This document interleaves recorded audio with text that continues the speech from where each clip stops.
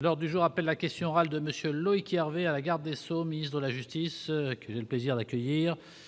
Monsieur Hervé, c'est à vous. Merci Monsieur le Président, Madame la Ministre, mes chers collègues. Le projet de réforme de la carte judiciaire soulève de vives inquiétudes dans tout le pays. Je crois que de nombreux collègues partagent cette inquiétude, et particulièrement dans les départements de la Savoie et de la Haute-Savoie. Si vous affirmez, Madame la Ministre, régulièrement que votre projet ne supprimera aucune juridiction, les élus locaux, comme les magistrats et fonctionnaires, tout comme les professions juridiques, s'inquiètent vivement du sort qui sera réservé à la Cour d'appel de Chambéry, destinée à fusionner avec celle de Grenoble et de Lyon. La même inquiétude existe quant au destin de 3 de nos tribunaux de grande instance, à Albertville, Bonneville et Thonon-les-Bains. Leur dévitalisation en matière d'activité judiciaire laisse craindre leur suppression à terme, alors que la justice y est aujourd'hui rendue rapidement. Pacta sunt servanda. Ma plaidoirie ne serait pas complète si j'oubliais le droit international public et le traité de Turin, texte qui a donné un certain nombre de garanties à la Savoie au moment où elle devint française. On pourrait considérer cela comme de l'archéologie juridique. Il n'en est rien, et je vous renvoie aux excellents travaux du barreau de Chambéry sur ce point. Les départements de la Savoie et de la Haute-Savoie sont toujours restés depuis 1860 des territoires frontaliers et des territoires de montagne.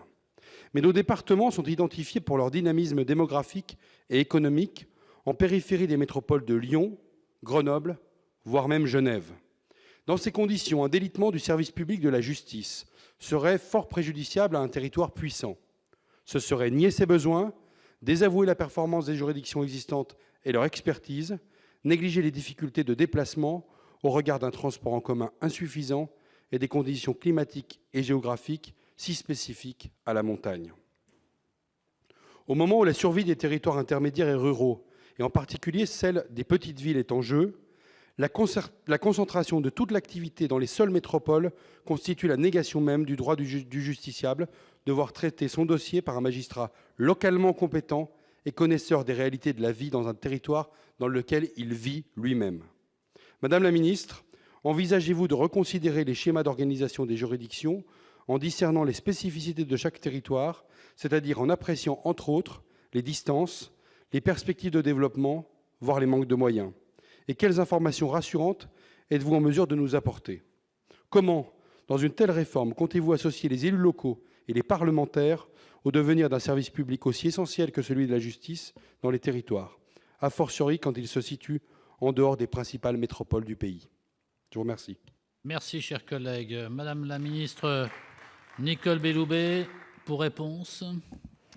Monsieur le Président, Mesdames les sénatrices, Messieurs les sénateurs, Monsieur le sénateur, comme vous le savez, le gouvernement a lancé au mois d'octobre dernier une large réflexion sur 5 chantiers thématiques qui doivent être conçus comme une réforme globale et qui portent sur la procédure civile, pénale, l'efficacité des peines, la numérisation et l'adaptation territoriale de notre réseau de juridictions. Les rapports de ces 5 chantiers m'ont été remis le 15 janvier dernier. Ils constituent des propositions. Sur la base de ces propositions, j'ai engagé toute une série de concertations avec tant les organisations représentatives des magistrats que des barreaux, des autres professions du droit et des élus locaux et nationaux. Ce matin encore, je recevais le président de l'Association des régions de France. Le chantier qui porte sur l'adaptation du réseau des juridictions a conclu. Il a été rédigé, vous le savez, par messieurs Rimbourg et Houillon, a conclu en la nécessité de repenser l'architecture de ce réseau pour la moderniser et dans l'intérêt premier de nos concitoyens et des justiciables que nous n'oublions jamais, car, et ce ne sont pas que des mots, ce sont bien les justiciables qui sont au cœur de notre réforme.